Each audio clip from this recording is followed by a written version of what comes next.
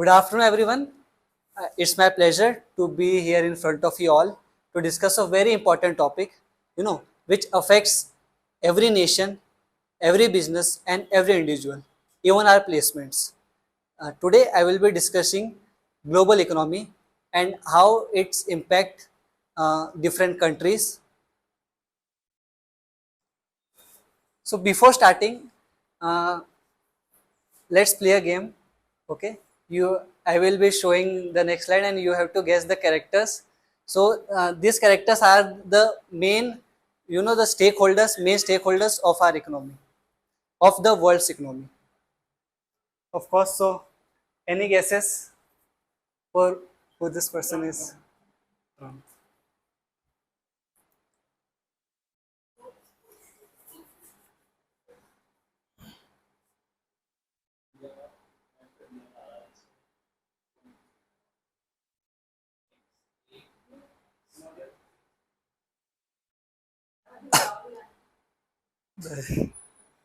No, Modi ji. Karan is right. This is the famous meme of Modi where he explained the equation of a plus b whole square, and of course the extra 2ab is the India and Canada relationship. So of course US and India are the main players. Also this is the third big player. This is also a meme. This meme is from defines a specific country, China, because of course China is famous for its manufacturing, and also like there's a meme that they have very young children working in factories, and of course the last one,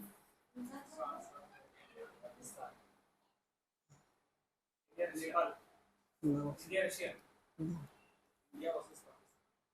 India is already done. You have right now you have three main players: India, USA, and China. What is the fourth? हम साथ साथ है. Europe. Who said Europe? Europe is like European Union. European Union, basically. Okay. EU. So of course this is like the main stakeholders which governs the world's economy. Of course, as we discuss the stakeholders, I will now give an overview about every stakeholder we have discussed. First is USA. Of course, USA's GDP growth rate was 2.7% in 2024, which is now down to 1.7%.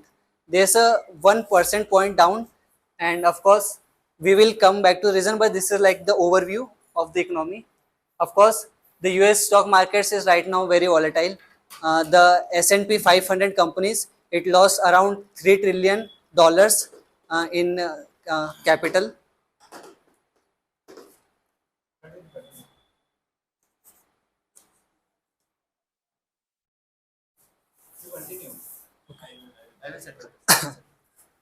And of course, like in this uncertain economy, the US consumer is also a little diplomat and is also working out how he's spending. And of course, the major part, of course, about US is like is debt to GDP ratio is 121%. So like if uh, he wants to grow his economy, he has to take 121% extra debt to grow the GDP of the country, which is like a huge concern for US. Next, I will talk about India, which is, and of course, India right now, of course, the every economy is suffering, but India right now is performing the best out of overall.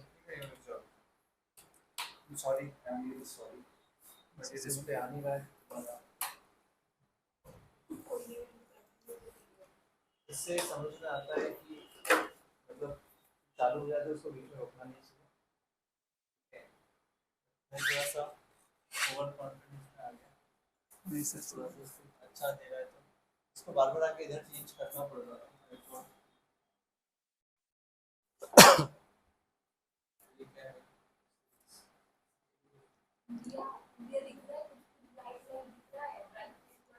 हाँ हाँ हाँ दिख रहा है.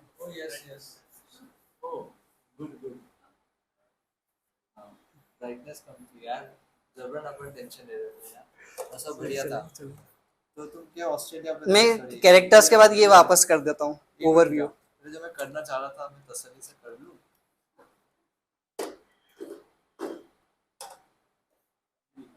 नहीं नहीं।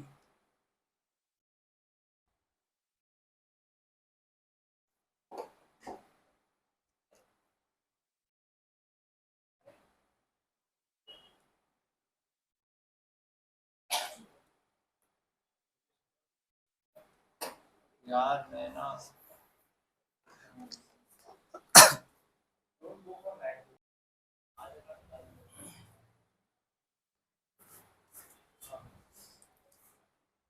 Of course, as you all identified the four stakeholders, India, USA, Europe, and China, I will give a brief summary about their economy and how it is standing in today's condition. First is US.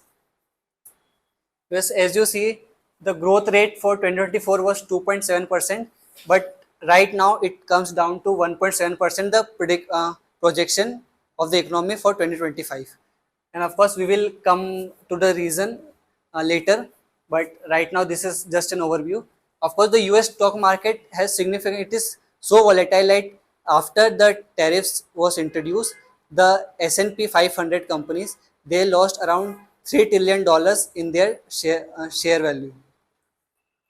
Of course, there is uncertainty because, of course, nothing is clear as the tariffs are introduced. So, of course, it is very uncertain, and of course, this uncertainty comes down to the consumer behavior. The consumer is right now not spending his money; he is holding his money. So, that is also a big problem: consumer spending. And of course, the debt to GDP ratio is 121%, which is very high for any country. So, of course, US, we all know that US is a large economy, and of course it does have funds, but still the debt to GDP ratio will not, this ratio is not useful, or this is not very apt for any economy.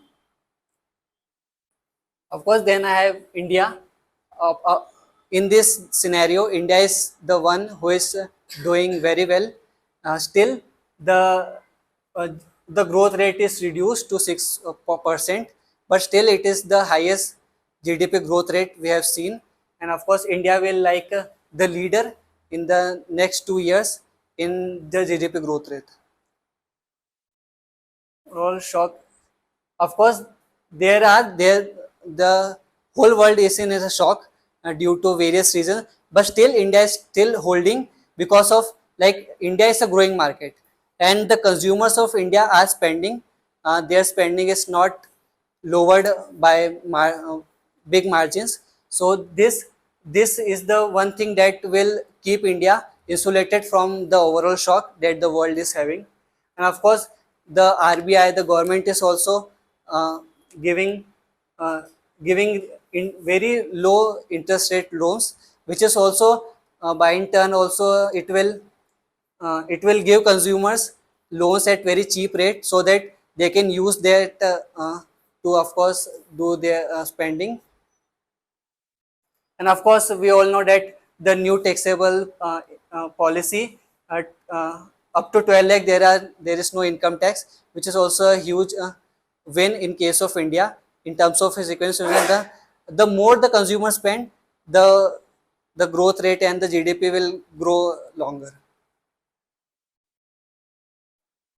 China is also one of the leading manufacturers, and of course, we all know that 90% of the things here are also made in China. So of course, China growth rate is also slightly low, but of course, his China growth rate, we can say, is in the middle, not very low, not very high.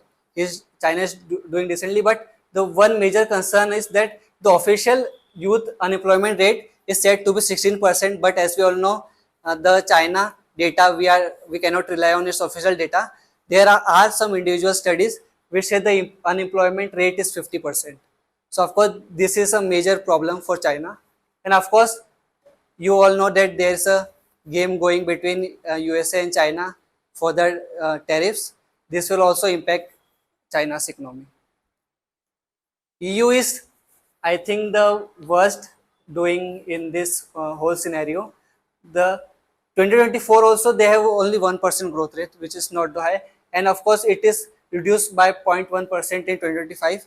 So if you see whole of EU, there are few countries who are doing very well, and there are few countries who are at the verge of recession. So of course, if you see in the map, I also then Spain and Portugal are doing well, but the main leading of the EU economy comes from Germany, France, and Italy, and all three are suffering in this. Germany is also said to be in the verge of recession. Before the global recession comes, Germany will be the first country, will face recession. So the top three countries are the worst performing, while there are few countries, the developing countries who are doing well. But of course, overall, if you see, the EU is also not doing great. Of course, to you all know, uh, if we are saying, if you all know that all the economies are going down, so there are various reasons for it, but the main trigger that we are talking about this global scenario is because the Trump tariffs that came on 2nd April. So as we all know, Trump introduces tariffs. These are reciprocal tariffs on almost every country that is known, and of course the universal rate is 10%, but of course Trump calculated a tariff based on the trade deficit that it has with other countries. And of course there also a game of cat and mouse going between US and China, as I already discussed earlier. So of course right now the condition is that Trump has announced 145% tariff on China, and in retaliation to that China has announced 125%. So of course this is not uh, in terms of, you can say, this is not economic at all. This is like uh, also you can say war.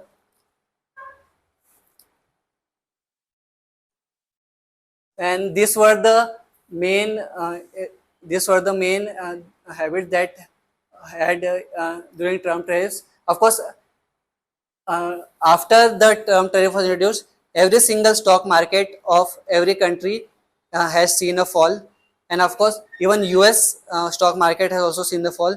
Despite that, US market is now somewhat stable, but still, all the uh, all the markets around everyone, if you also include the very underdeveloped countries or very developing countries at the very nascent stage, they are also seeing a stock market fall, which is like, of course, the Trump, which is of course the main reason.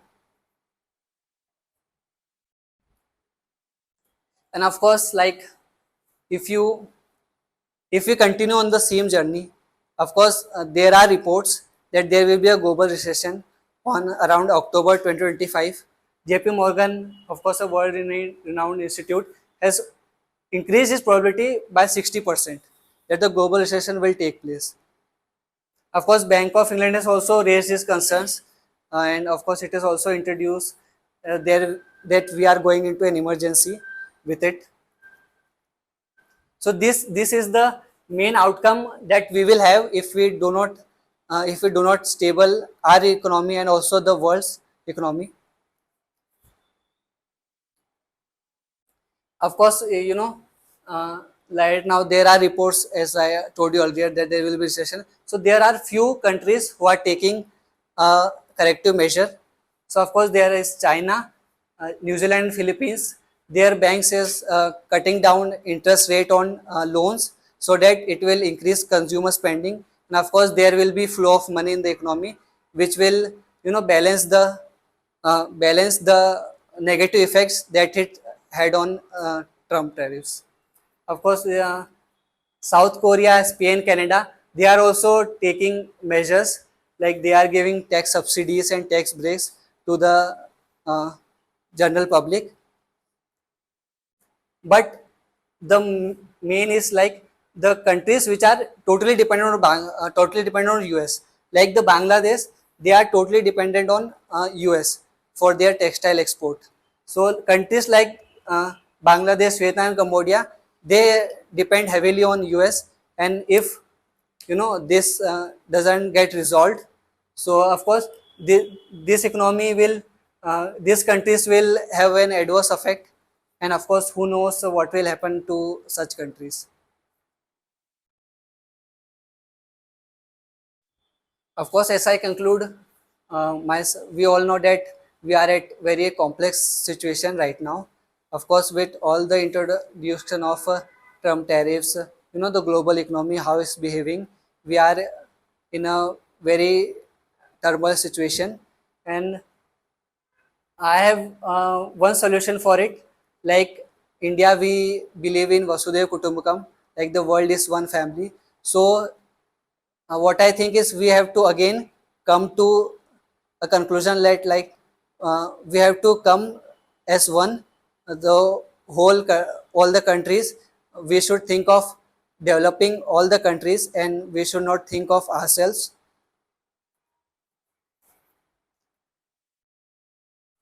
And of course, for with that quote, I would like to end my presentation. If you have any question, you can ask me, and I will be happy to help you.